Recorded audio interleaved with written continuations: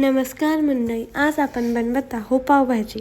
त्यासाठी लागणारे साहित्य: कांदा, टमाटा, बटाटा, फ्लावर, कढीपत्ता, कोथिंबीर, लसूण व वाटाणा. कढीपत्ता, कोथिंबीर, लसूण हे मिक्सरला बारीक करून घ्यायचे. कांदा, टमाटा हे बारीक चिरून घ्यायचा. कढईत 2 उकळी तेल टाकून त्याच्यात जिरं, मोहरी परतल्यावर कांदा टाकणे. कांदा परतला की त्याच्यात मीठ टाकणे. मीठ टाकून झाल्यानंतर टमाटा टाकून तो देखील परतून घेणे. बटाटा व फ्लावर हे कट करून कुकरला त्याच्या 4-5 शिट्ट्या होऊ देणे.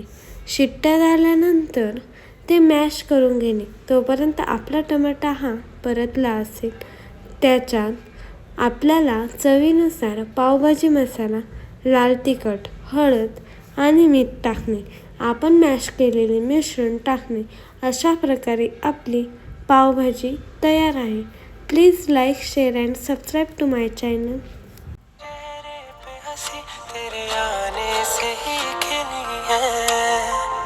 तुझे पाने की चाहत में अब साजिशें ये दिली हैं. बेयारा तेरी यारी मेरे दिल से ही जुड़ी है.